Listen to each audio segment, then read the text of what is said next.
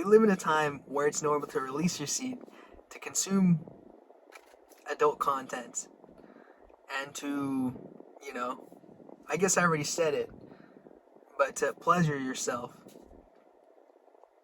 And I don't think inherently it's bad to pleasure yourself, but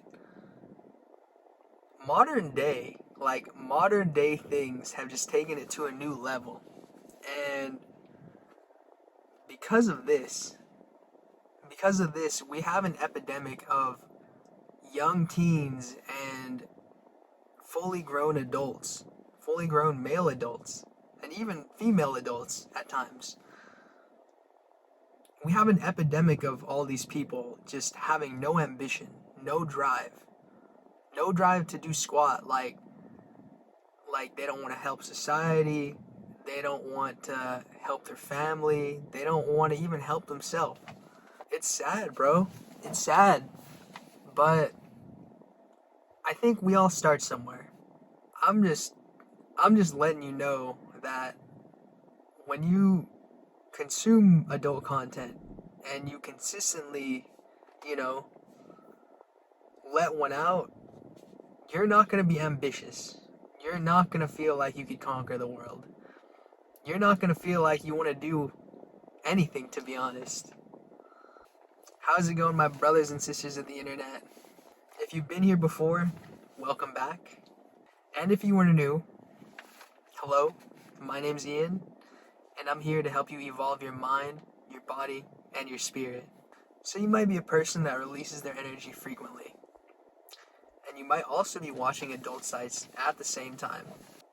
When you're not doing that, you're probably just living day to day, just floating, just hanging around, feeling miserable, and lacking the drive to do anything. You're lacking that fire in your stomach to help you move forward, attack and accomplish your goals, and pretty much just get things done.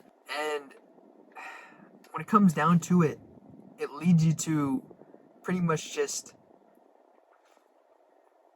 staying in the same cycle and not actually moving forward. Because you choose to stay the same, nothing ever changes. You just do the same thing over and over again. Definition of insanity, right? Because your habits haven't changed, nothing has changed. You haven't changed, your life hasn't changed, your lifestyle hasn't changed, your will to do whatever still hasn't showed up yet. So if you're one of the few that truly want to improve your life, also free yourself from, I got distracted by a little crow, and also free yourself from the addiction of porn and masturbation, then give yourself a round of applause, yo. Seriously, give yourself a round of applause and a pat on the back. Give yourself a round of applause and a pat on the back, because you could get out of this dark hole, this rock bottom, if you smell what I'm cooking. I've been wanting to say that for a long time. Don't make me do the eyebrow. Don't make me do the eyebrow. Don't make me do the eyebrow. Oh yeah, by the way, guys, I wanted to apologize for this weird setup. I have this little holder right here, right? And I'm trying to move it and tilt it to the side because my last video, it was all funky. It was all I don't know, this way. So it made it look like a short the whole entire video. But this little holder won't let me hold it.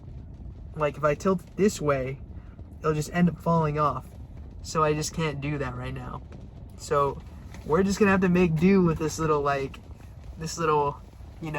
window. This window of opportunity. So if you're willing to get out of rock bottom and you're willing to change your lifestyle,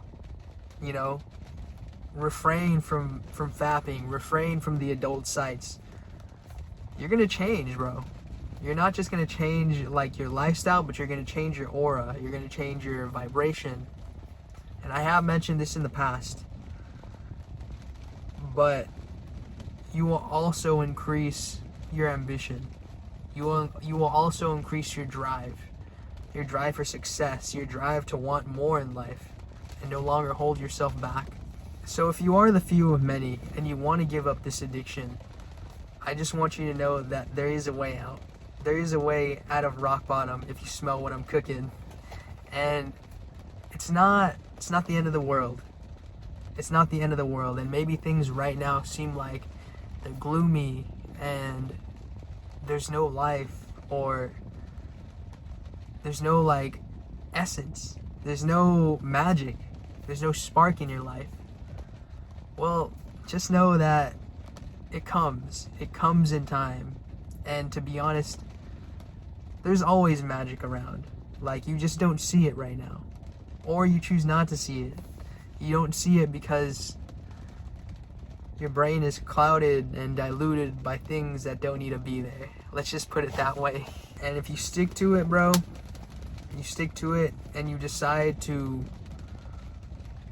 refrain from the things you don't need to be doing, refrain from the sights, refrain from the fapping, your ambition, your drive, and that fire, it will come back. It will grow. Guaranteed. Guaranteed. So today I want to discuss a few things that can help you on this semen retention journey to get back your ambition, your drive, and that inner flame that you've been missing for so long. The first thing you need to do is stop watching the sights. Stop playing with yourself down there and constantly releasing your energy. So I say this because the faster that you are able to get through all of these urges, the faster that you could stop this and like break the cycle and get into a positive feed loop, or a positive, what is it called? Let's just call it a positive cycle.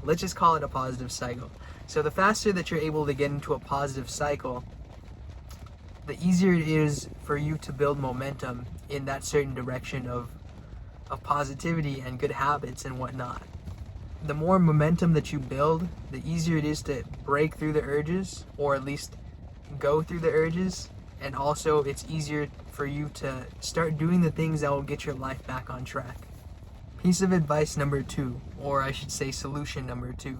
When you have all this momentum and energy, you should direct it towards good habits like exercising, journaling, increasing your finances, meditation, prayer, reading, if I haven't listed that one already, or some hobby that you enjoy but is not self-destructive. It's important to channel all this energy through creative endeavors and just doing random things, or not exactly random, but doing things that require energy, because not only will it probably help you out skill-wise, but it will help you use and burn off the extra energy that will keep you restless. It's important to do things that will burn energy and constantly make you think or move in a beneficial factor, because if you have all of this energy and you don't do anything with it, if you have all this energy and if you don't do anything with it, then at some point you're going to want to relapse. You're going to want to release like that excess pent up, like, stuck energy that's down there. It's just going to build up over time. So if you do something like a workout, or if you end up writing, or create something via music or art, painting, or cooking, something, dude, like if you're creating something somehow, or you're constantly in a state of movement, you will burn off the energy and you're most likely not going to be able to release. So that's why I'm saying do all of this. It's important.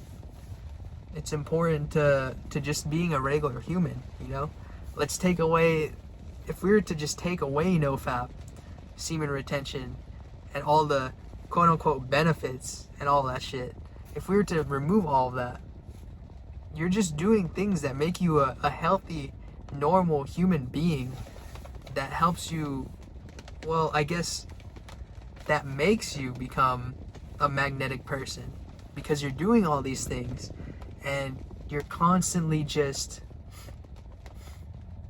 living. You're just living. I realized that this semen retention stuff, it's great, don't get me wrong, and it changed my life. But it's so bad now that it's borderline like the way we talk about it, the way we like speak about it is kind of like borderline autistic. And I'm not gonna hate, like I'm not hating. It's just kind of true. Like we zone in and focus in on so much on it, and it's just crazy to think that we've gotten to that stage in time where there's men that are online speaking about this topic, myself included, of course, and many others. Not to bash anyone, not to bash myself, not to bash them, but yeah, dude, it's pretty sad. It's pretty sad that like we've gotten to this stage just because of adult sites on the internet. And back in the day, like it just used to be DVDs, and back in the days before that day, it was just magazines, and people were just like talking to each other. And then back in the day before that day, on a certain day, people were actually just going up to each other and like, you know, having real conversations and like sleeping with each other in person, you know? They weren't thinking about all this nonsense. They didn't have phones back then. They just actually had to go and physically communicate. And man, people were good communicators back then. I saw this video about what it was like to live in like the 80s or something like that. I don't know, I think it was the 80s or 90s. And they had this little like a film recorder or film recorder. Now I'm just doing them dirty. They used to have these the super old version of a camcorder, let's just say that. I think that's what it was. And he's like inside of a 7-Eleven, he's just filming everybody. Dude, everybody's talking to each other. Everyone's like speaking to each other and like laughing and shit, and they're hella open to each other. They're not like reserved and like uptight, and like no one's eyes are like bugging, bro. Like it was just so nice. It was so nice because you could speak to someone so authentically, or like not even sure, I guess authentically, but freely is what I was trying to say. Just no one gives a shit, dude. Like no one cared. Like everyone was hella laid back. And yeah, I kind of wish that like things were like that, you know? I love my phones. I love the fact that I'm talking to you guys through this hunk of like battery and glass and metal. And you guys will see this at some point in time, but I like the fact that this is here. I just wish that society could be, you know,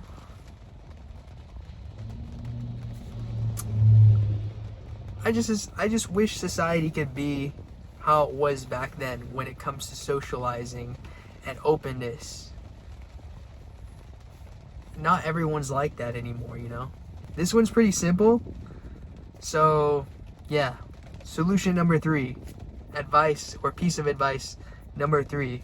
Whatever the hell we were calling it at this point in time.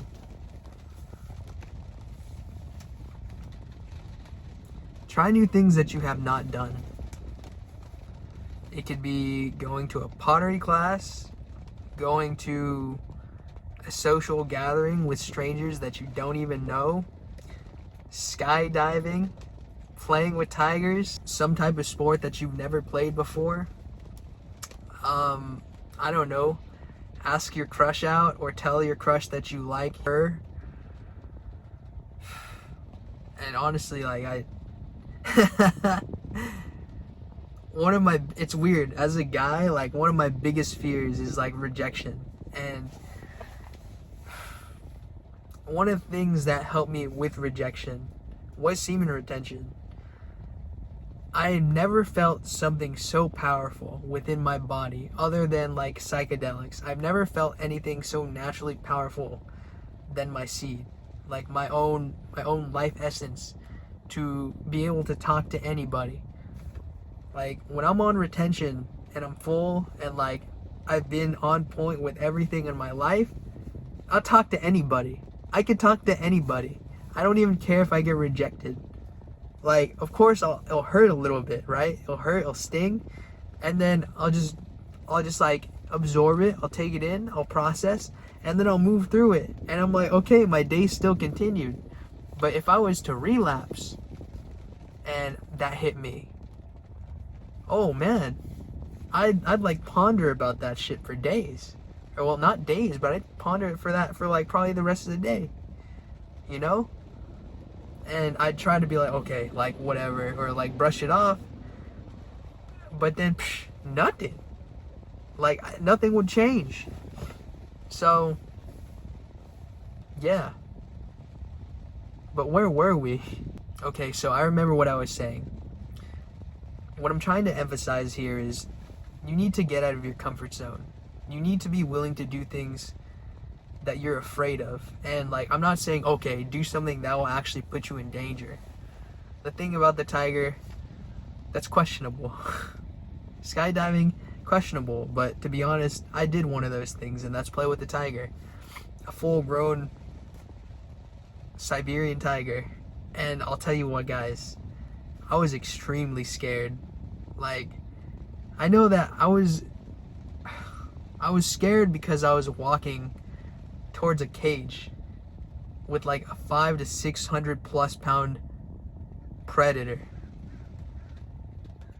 wild animal, the biggest species of tiger on the planet, the biggest. I was literally going in a cage with the biggest big cat on the planet. That's not a liger, you know, like the original species, a tiger. And when I got in there, I looked across the cage, dude. I looked across the cage. I looked across the cage on the red corner, bro, because I'm standing in the blue corner. And I see the eye of the tiger, bro. I can't do this. I can't. I can't, bro. But I literally see the eye of the tiger. I literally see a tiger freaking eye. A tiger's eye staring directly in my face. He was like a big behemoth, bro. He was just sitting down, like sitting up. And they're like feeding him some steak on a stick. And he's just sitting there. And then he sees me come into his like cage. And I look at him, and I look at his like big ass body. I'm like, wow, this guy is monstrous. This guy is freaking huge. And yeah, like all the people, the guides and stuff that are helping out, like the staff, they're just there, they're chilling, and like they're like, oh yeah, come here, touch the tiger, he's nice. And I was petting the tiger, dude. I was touching the tiger.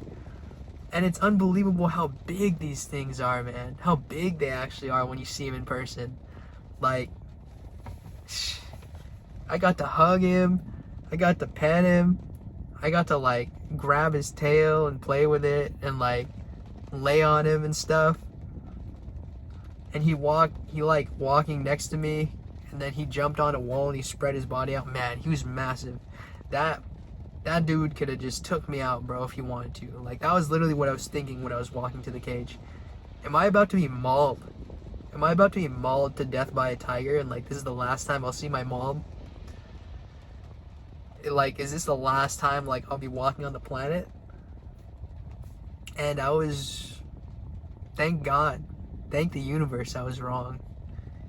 I'm so thankful I was wrong. And I thought to myself, you know what, bro? Like, I'm gonna be okay, bro. Everything's gonna work out. Like, my energy's nice. I know my energy's, like, good enough. It's not the greatest in the world. I don't have the greatest energy of all time. But I know that my energy's not dark enough to where the tiger's gonna hate me and he thinks I'm a poacher or something like that. I ended up playing with the tiger, hugging the tiger, cuddling him. I faced my fears, essentially. I looked at my fears dead in the eye. And ever since that moment in time, even before that, like, I really liked tigers. But man, after that, I loved them, bro.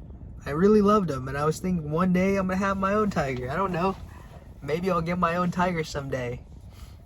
And recently in Thailand, I got to pet another tiger, but it wasn't as big as this one, or the first one. This one was like, probably like a few years old, still pretty big, but nothing compared to the other one. That was a full-grown adult Siberian tiger. Freaking nuts. I couldn't believe it. I was wondering, why is he so big? Like, this is a pretty big Bengal tiger. And they're like, it's an Amur tiger.